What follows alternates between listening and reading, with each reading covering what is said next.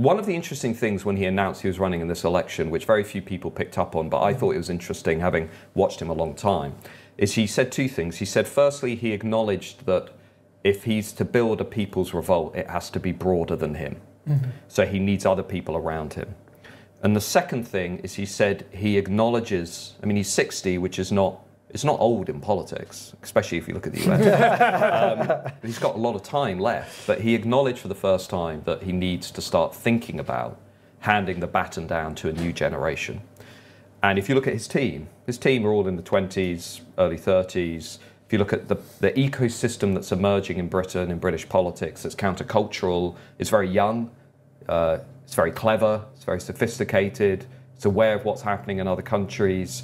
And Farage may actually become a useful bridge into something else that isn't really consumed by Brexit, that is more about, you know, the ideological threat to Western states, that is about, you know, taking on identity politics, the housing crisis, that is genuinely about giving Gen Z and millennials a sense that they're now in the discussion. I mean, if you look at, for example, at France, you know, Bardella is 28. If you look at some of the people in the Republicans around the Trump team, you know, these are young people. And I think probably that is where it could get quite interesting, is if he becomes a springboard. Because just to be clear, I mean, I don't think Nigel Farage has the answers to all of the problems facing Britain, but I do think Nigel Farage is asking the right questions. He's the only one during this campaign who has talked about the threat from radical Islam, which has become obvious to everybody after October 7th, but nobody in the mainstream parties has really been willing to talk about that. He's the only one who's really gone outside the Overton window in terms of how to deal with the small boats, how to deal with the illegal migration crisis. He's the only one who's zoomed in seriously on legal migration. And if you look at the Reform Manifesto or the contract document, it is the only one saying, basically, it wants to completely strip out diversity, equity, and inclusion from public institutions. It wants to remove woke ideology from schools. It wants to remove the politicization of public institutions.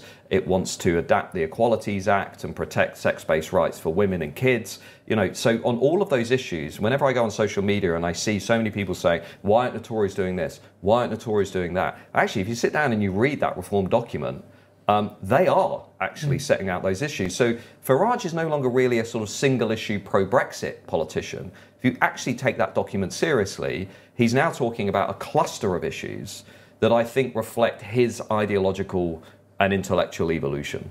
Matt, we look at the Brexit Party and before that UKIP and now Reform. It seems to me that we're in the midst of a political revolution. And the reason for that is our political parties, both Labour and Conservative, are no longer fit for purpose.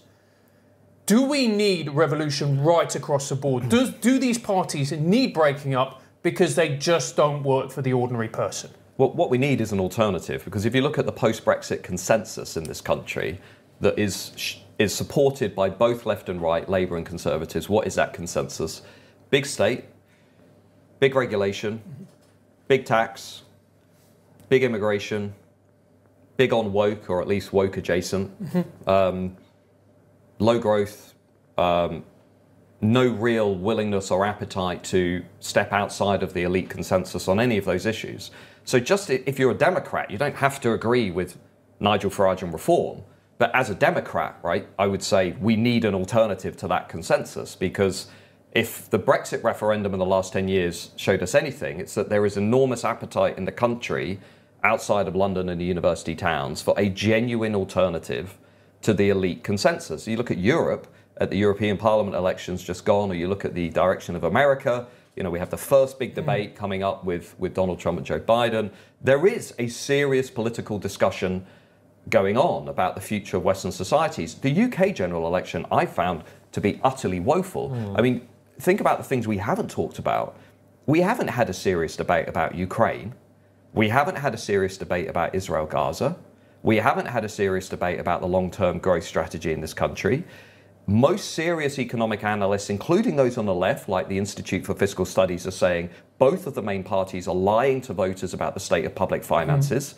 Paul Johnson, who I respect, is saying they are not being honest with voters about their taxation and spending commitments. I actually think this campaign has been really grotesque in many ways. I mean, the politicians are not being honest with voters, nor are they being honest about the population explosion, right? I mean, you talk about the housing crisis. Very few people out there know what is going to happen over the next 12 years. And if you look at the government's own estimates, 6.5 million more people coming into the country over the next 12 years, 6.1 million because of migration. 92% of our population growth will now be driven by immigration. So we're going to basically need another London in order to accommodate that kind of population change. That is not me being an alarmist or scaremongering. That is the government's own forecast. Nobody during this election campaign has mentioned that. And also, while they've talked about housing, they've not talked about what is driving the housing crisis, which is mass migration. Again, Farage is the only person who's actually saying that, which is even the Migration Advisory Committee, which is an expert-led independent body that monitors migration in this country, which is fairly independent, if not liberal centrist. I mean, even they are saying migration is driving up rents, driving up house prices. So throughout this election campaign, I just see mainstream politicians not being honest with the British people about these issues.